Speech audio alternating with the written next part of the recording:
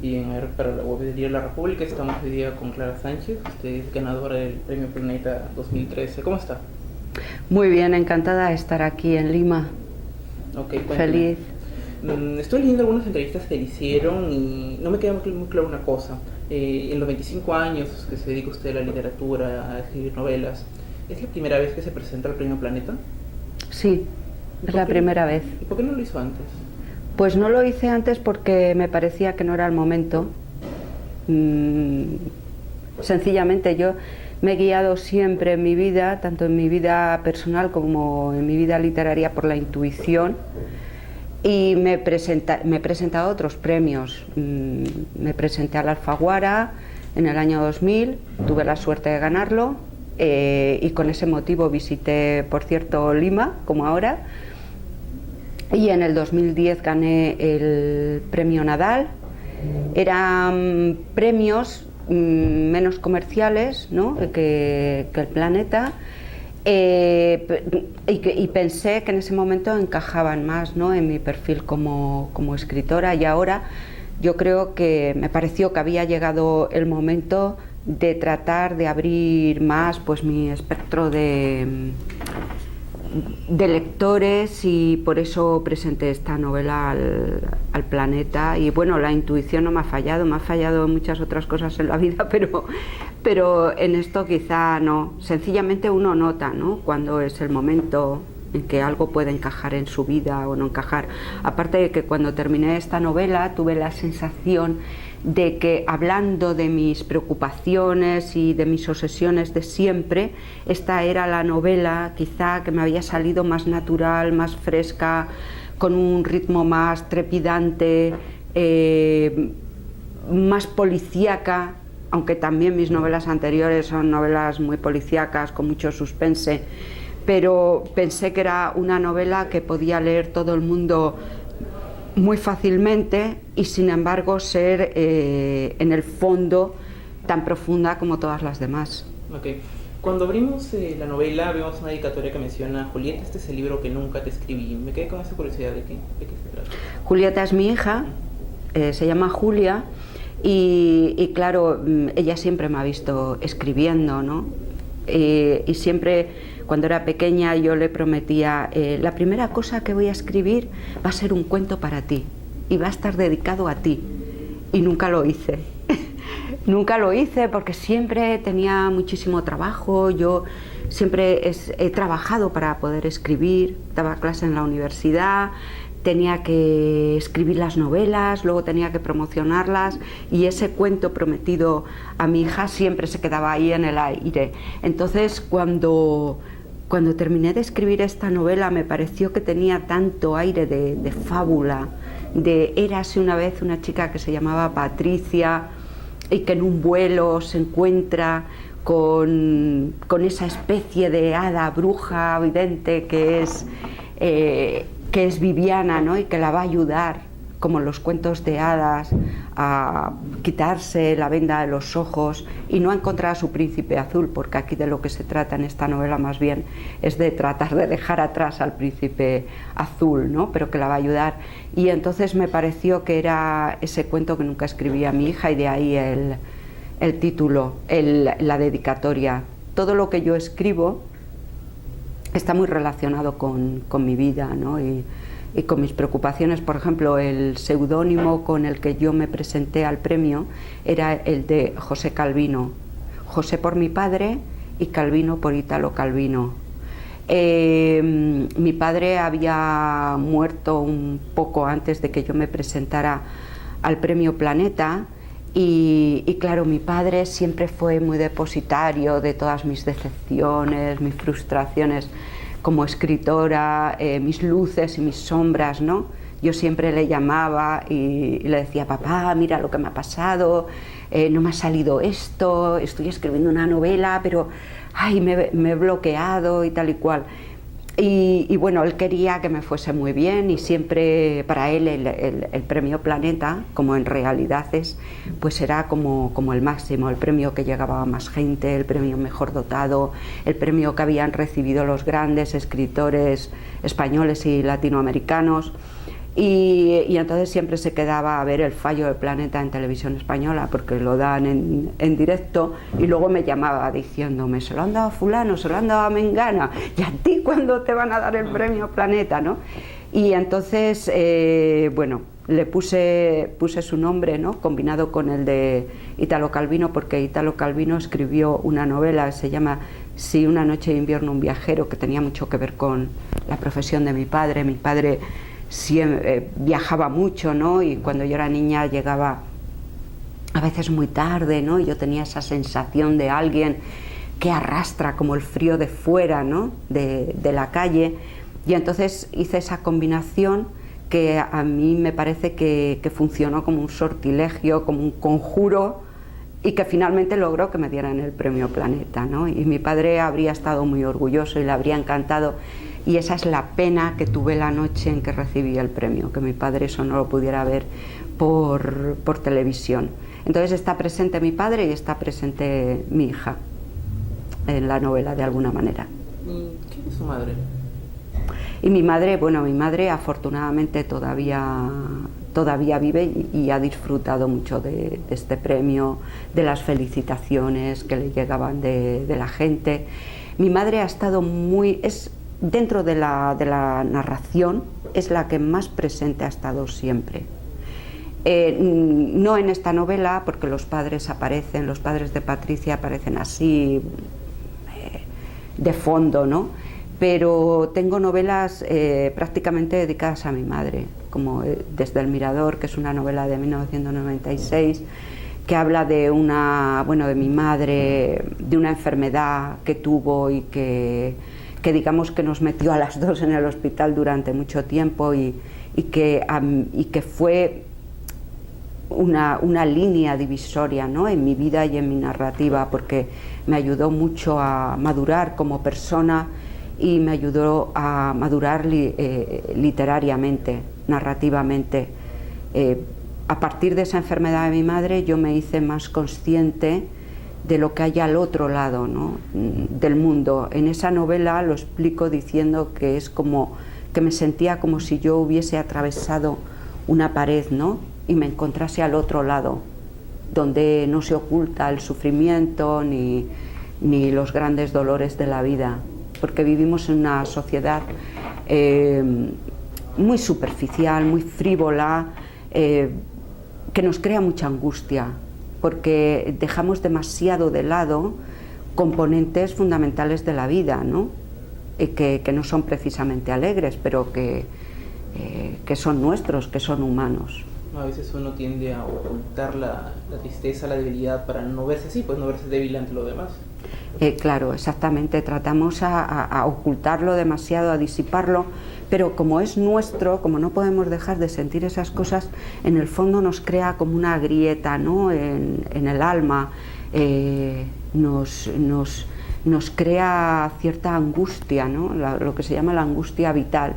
Es porque estamos dejando de lado algo que sabemos que algún día vamos a probar inevitablemente. Dígame, señor Sánchez. Bueno, al leer El cielo ha vuelto, me percaté de una cosa. Es una novela sobre abrir los ojos, o sea, de ver cosas, cómo influyen en nuestras vidas, pero que normalmente no vemos, pues no es un antes y un después. ¿Cómo así llegó a esta idea? Sí, bueno, porque es algo que a mí me ha ocurrido y porque creo que le ha ocurrido a la sociedad en general. En El cielo ha vuelto estamos hablando de una historia particular que afecta a Patricia.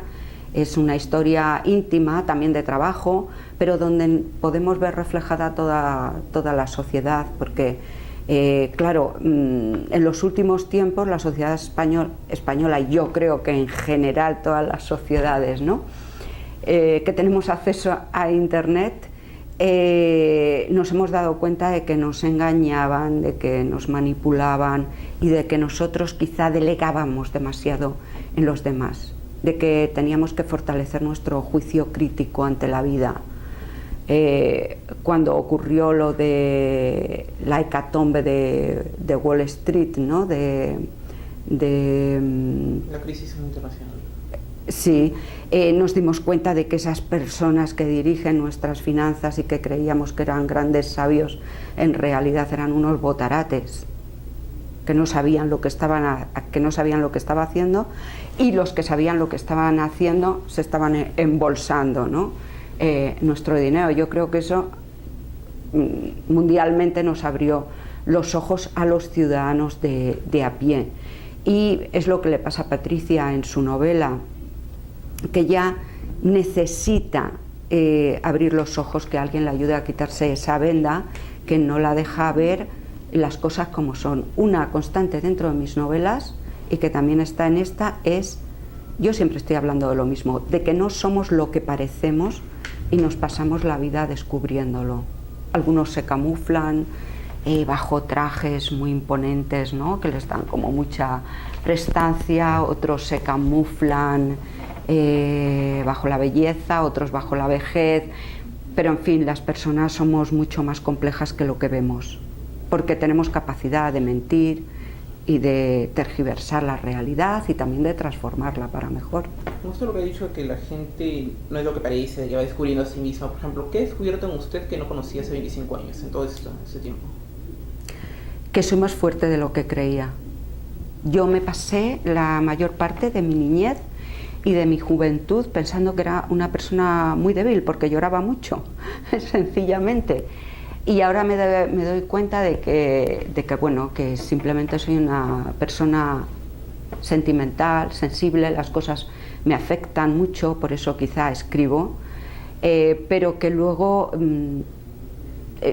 me he dado cuenta, por cosas que me han pasado en la vida, que puedo afrontar ciertas situaciones difíciles, que tengo ese tipo de fortaleza. Y también otra cosa que me han enseñado los años es que tengo la fortaleza de la perseverancia. Sé insistir, sé perseverar y sé tener fe en mí misma. Por eso llevo 25 años publicando y toda la vida escribiendo, y no siempre me han dado premios. He tenido épocas de sombras, he tenido épocas de oscuridad o de discreción literaria, donde yo escribía, pero nadie me lo pedía, a nadie le importaba, pero tenía esa fe en mí misma, ¿no?, de que yo quería decir cosas y que seguramente había alguien en el mundo a quien le interesaban las cosas que yo decía.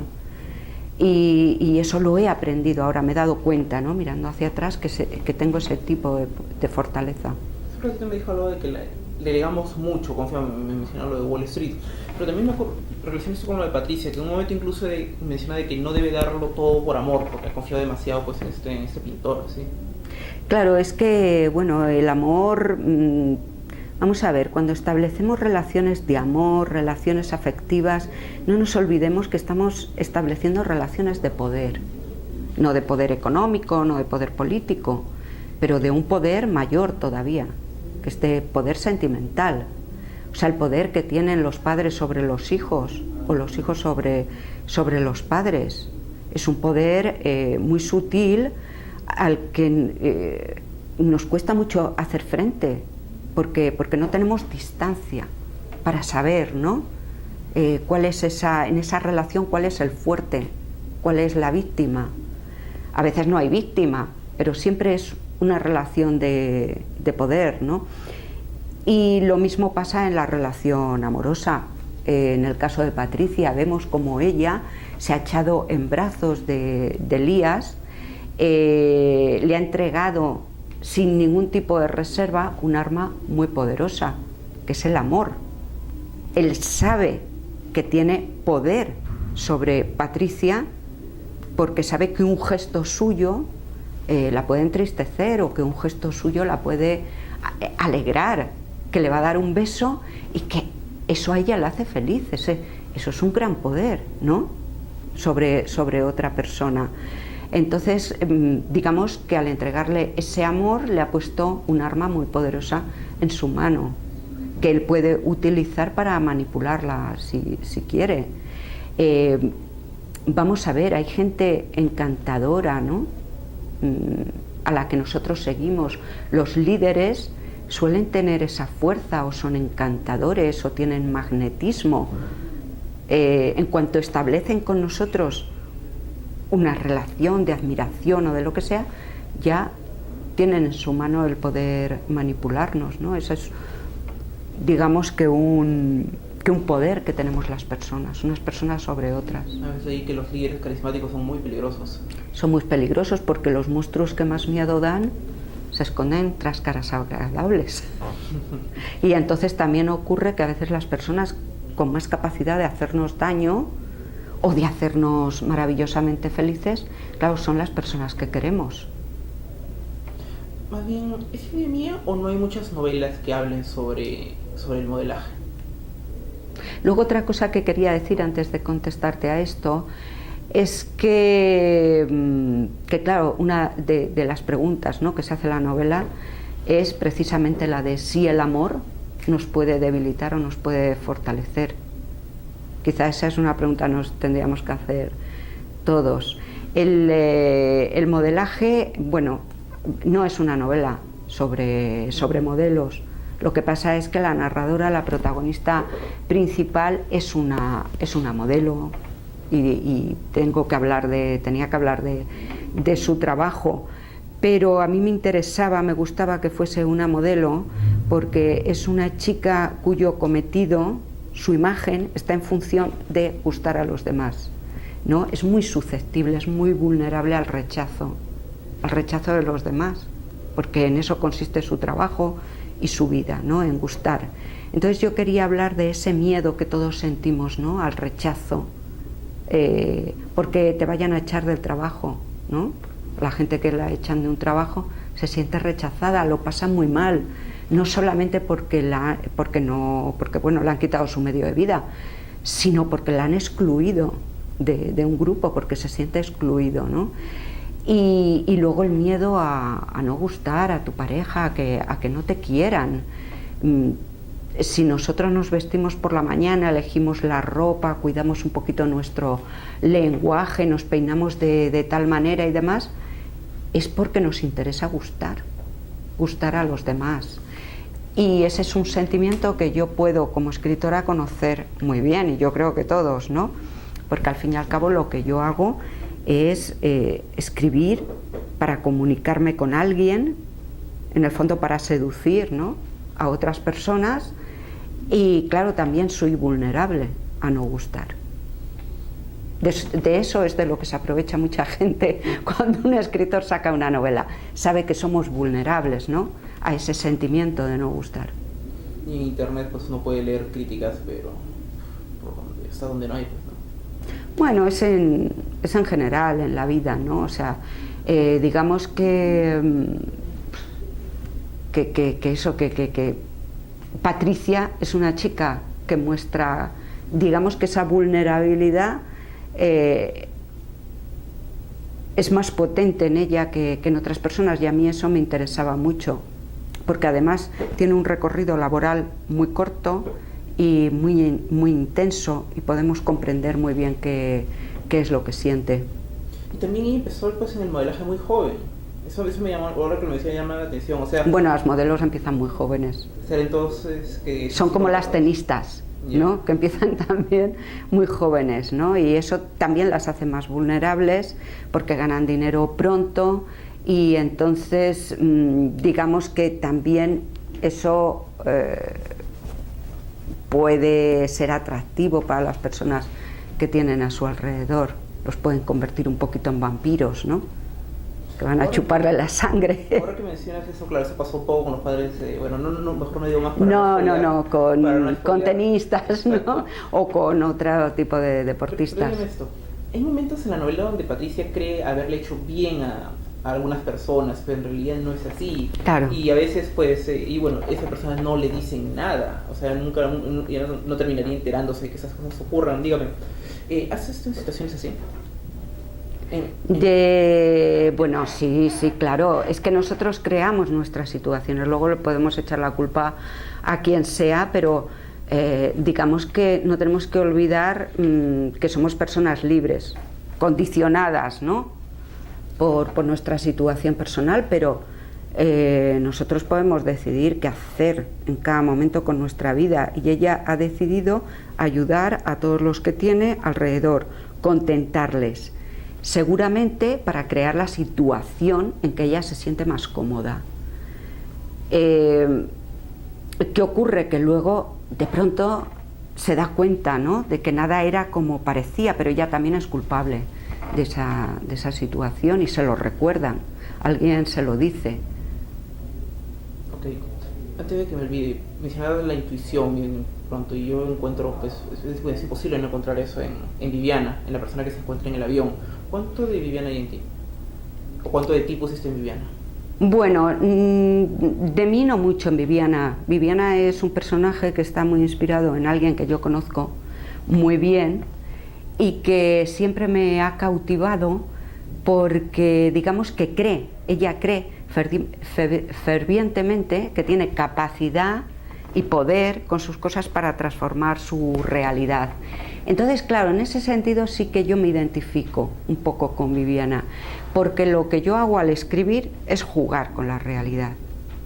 Yo cojo una sonrisa de aquí, una mirada de allá, unas palabras de fulanito, el pelo de otro, digamos que yo juego con la realidad y al final tengo un mundo que he creado yo. Y en ese sentido es lo mismo que hace Viviana, ¿no?, que con sus artilugios y sus mañas transforma su realidad o la realidad de otras personas. En ese sentido, la vida es mágica, la vida es muy misteriosa y yo creo que la magia y la imaginación van muy juntas, van unidas de la mano. ¿Tiene usted amuletos? Bueno, no muchos, pero alguno tengo. Bueno, más que amuletos son manías, un poco, sí, amuletos de escritora, digamos. Pues la costumbre a lo mejor de apoyar el ordenador en un libro que a mí, que haya marcado, ¿no?, mi vida, que me guste mucho, lo apoyo ahí, no porque yo lo que está escribiendo se parezca a ese libro, sino porque me da tengo la sensación de que inspira, ¿no?, de que me inspira, de que el poder de ese libro va a traspasar las teclas del ordenador y va a llegar a mi historia. Esas cosas a mí me gustan mucho, ¿no? ¿Qué libro, por ejemplo? Bueno, pues para escribir El cielo ha vuelto, me apoyé mucho en el libro del desasosiego de Fernando Pessoa. ¿De qué trata? Bueno, es poesía, es poesía en prosa, ¿Le gusta leer usted de poesía?